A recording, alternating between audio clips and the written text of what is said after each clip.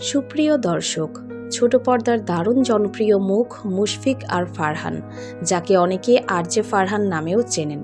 আজকের ভিডিওতে জানবো তার জীবনের অজানা কিছু গল্প, ক্যারিয়ারের শুরু থেকে সাফল্যের শিখরে ওঠার পুরো যাত্রা। 1993 সালের 28 আগস্ট বাংলাদেশের বরিশালে জন্মগ্রহণ করেন এই প্রতিভাবান অভিনেতা। বর্তমানে তার বয়স প্রায় 32 বছর। অভিনয়ের পাশাপাশি তিনি একজন রেডিও জকি এবং লেখক হিসেবেও পরিচিত। তার ব্যক্তিত্ব, কণ্ঠ এবং অভিনয় সব মিলিয়ে তিনি আলাদা একটি পরিচিতি তৈরি করেছেন দর্শকদের মনে। ব্যক্তিগত জীবনে ফারহান একজন পরিবারমুখী মানুষ। তার বাবা মশিউর রহমান 2004 সালে মৃত্যুবরণ করেন। এরপর পরিবারের বড় ছেলে হিসেবে দায়িত্ব তার কাঁধেই এসে পড়ে। মা শিউলি আক্তার এবং 2 বোনকে নিয়ে বর্তমানে ঢাকায় বসবাস করছেন তিনি। ক্যারিয়ারের শুরুটা মোটেও সহজ ছিল না। রেডিওতে আসার আগে তিনি বিভিন্ন কল সেন্টারে, এমনকি গ্রামীণ ফোনেও কাজ করেছেন। পরে অডিশনের মাধ্যমে রেডিওতে সুযোগ পান, আর সেখান থেকেই তার জনপ্রিয়তার শুরু। বিশেষ করে রেডিও নেক্সট 93.2 FM এ কাজ করার পর তিনি শ্রোতাদের কাছে দ্রুত পরিচিত হয়ে ওঠেন।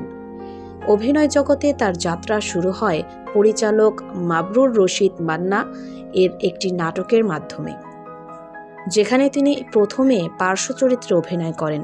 সেই নাটকে তার সঙ্গে ছিলেন শবনম ফারিয়া।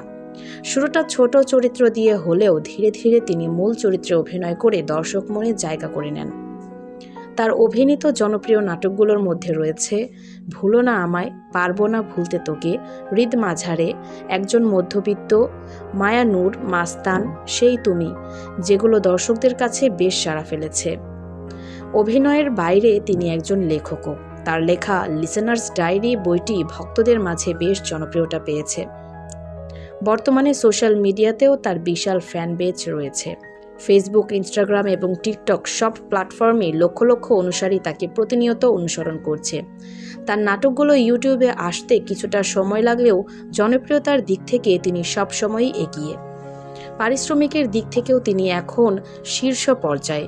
প্রতিটি নাটকের জন্য প্রায় 1 লক্ষ টাকার মতো সম্মানী নিয়ে থাকেন বলে জানা যায়। সবশেষে বলতেই হয়, প্রতিভা, পরিশ্রম আর আত্মবিশ্বাস থাকলে সফলতা একদিন না একদিন আসবেই।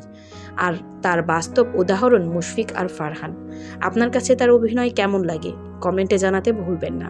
আর বিনোদন জগতের এমন আপডেট পেতে আমাদের চ্যানেলটি সাবস্ক্রাইব করুন। ধন্যবাদ।